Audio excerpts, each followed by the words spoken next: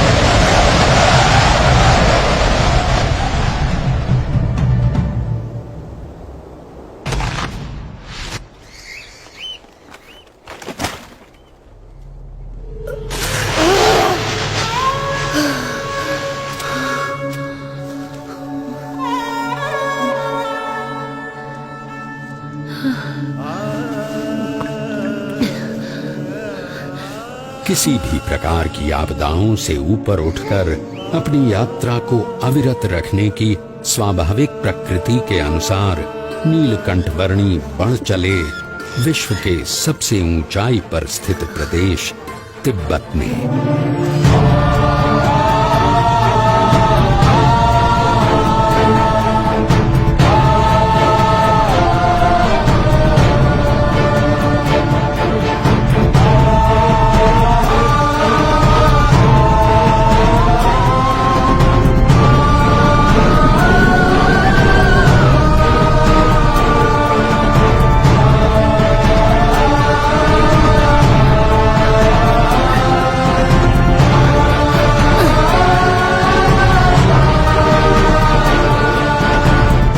मानो कोई भी विपत्ति ऐसी बनी ही नहीं थी जो नीलकंठवर्णी के सदा आगे बढ़ रहे चरणों को रोकने में समर्थ हो। चाहे वो सफेद बर्फ से प्रतिबिंबित होकर आंखों को चौंधिया देने वाली सूरज की किरणें हों या साक्षात मृत्यु के समान उमड़ते बवंडर।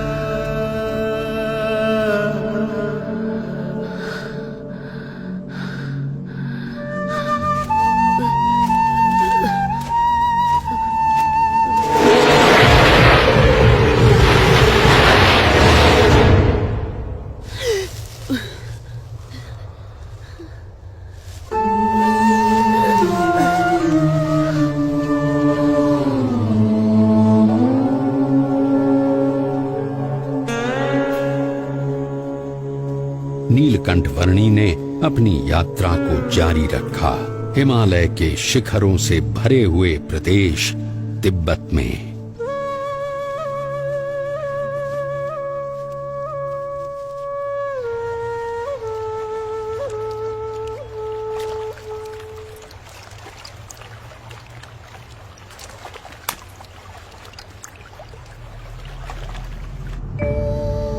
हिमालय के उत्तुंग बर्फीले पर्वतों का विश्व तिब्बत, जिसकी औसतन ऊंचाई 16,000 फीट है और जो विश्व की छत कहलाता है, वहाँ शीत ऋतु में 0 से नीचे 40 अंश तक के तापमान में नीलकंठवर्णी अकेले मानसरोवर की ओर बढ़ रहे थे।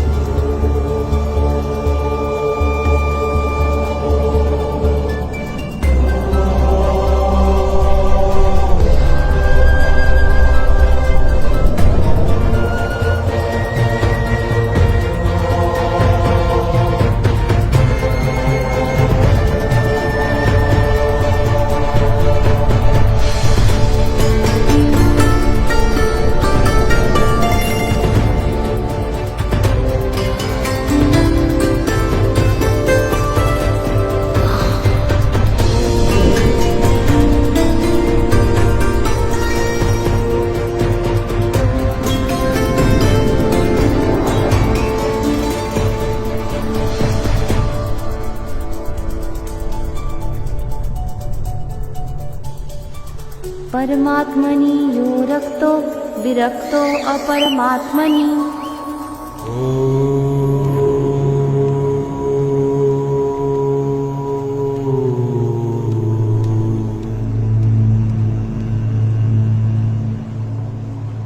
ज्योतिर्मठ से मानसरोवर की यात्रा शुरू करने के लगभग 4 महीनों के समय में नीलकंठ वर्णी आ पहुंचे कैलाश पर्वत के निकट स्थित क्षेत्र में।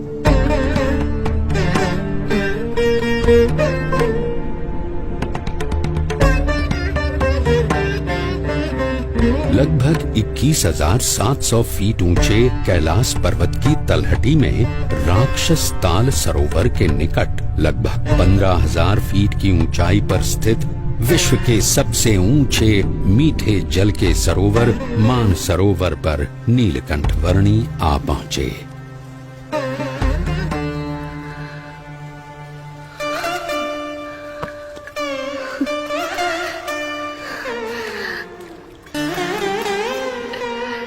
मानस क्षेत्र की प्राण घातक शीत ऋतु में नीलकंठ वर्णी ने संकल्प किया लगभग 320 वर्ग किलोमीटर में फैले हुए मानसरोवर की लगभग 88 किलोमीटर लंबी परिक्रमा करने का।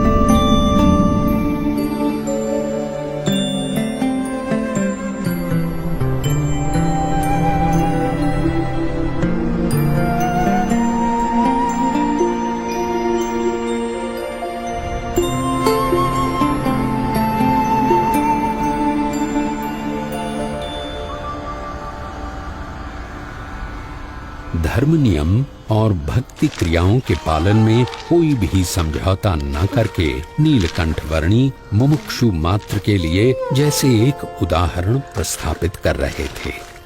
जहां शीत ऋतु में पीने के लिए भी पानी की व्यवस्था उपलब्ध नहीं थी, वहां भी स्नानादिक नित्य नियमों का पालन करते हुए भक्ति पूर्वक नित्य पूजा के नियम को भी दृढ़ रखते हुए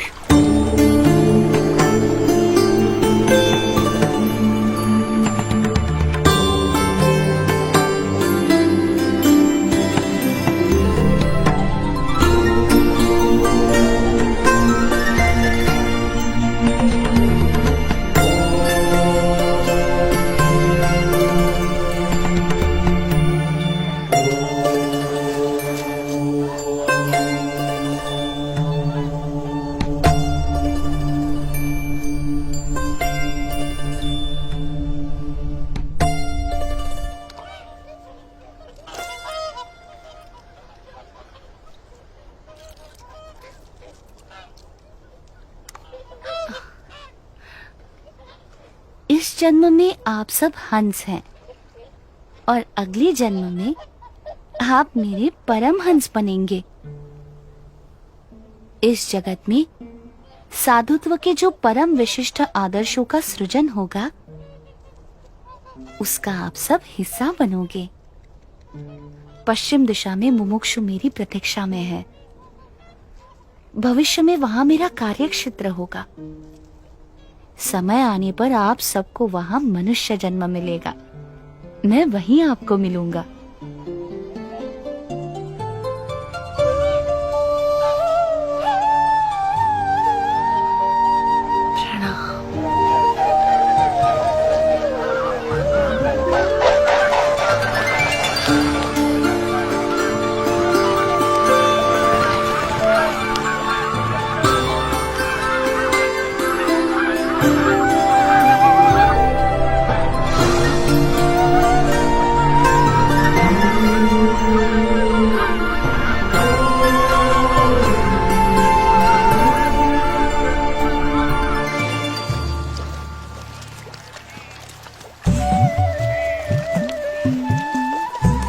शरद ऋतु तिब्बत प्रदेश में बिताकर नीलकंठ वर्णी पुनः बद्रीनाथ जाने के लिए निकल पड़े।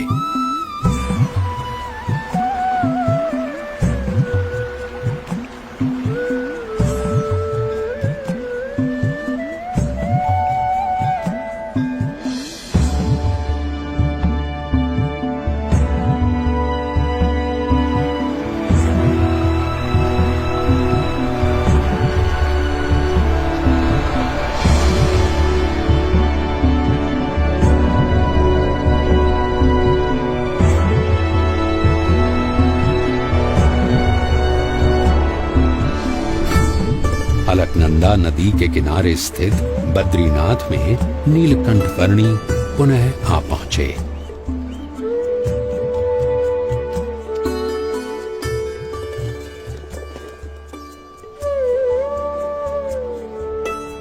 जय बद्रीनाथ जी की जय बद्री विशाल, जय बद्री।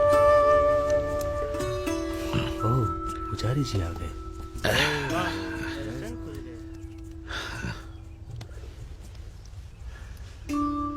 नमो नारायण, नमो नारायण। जय बद्रीनाथ पुजारी जी।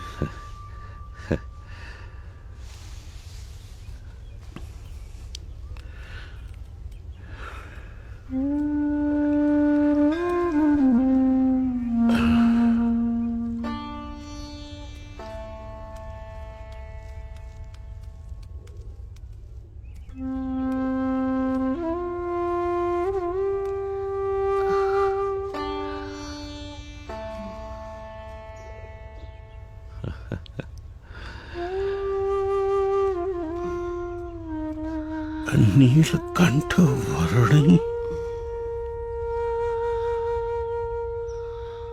आप नीलकंठ वर्णी हो? जी पुजारी जी। अरे प्रभु,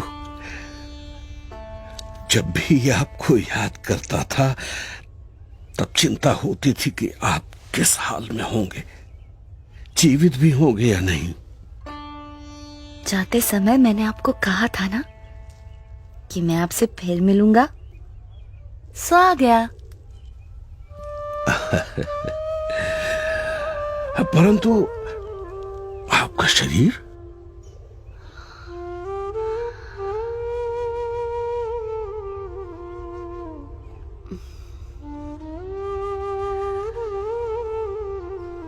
कितना दुबला पतला हो गया है।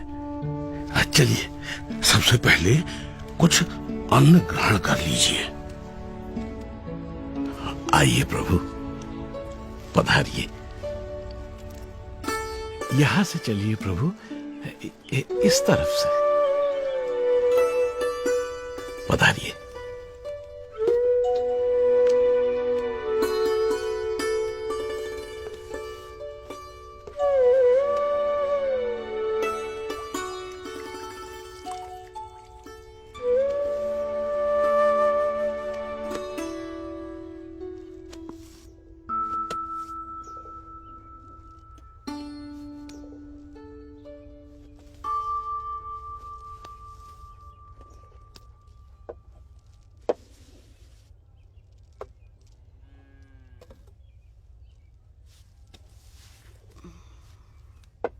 मानसरोवर जाने से पहले अंतिम भोजन आपके वहां ज्योतिर्मठ में किया था, और वहां से लौटकर प्रथम भोजन भी आप ही के यहाँ कर रहा हूं।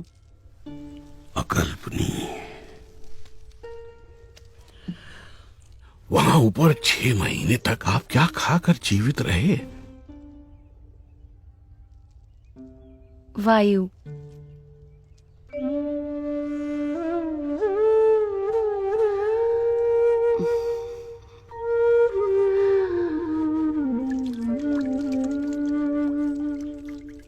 मुमुक्षुओं के भावों को परख कर उन्हें अपने संबंध से कल्याण के मार्ग पर प्रेरित करते रहने का नित्य क्रम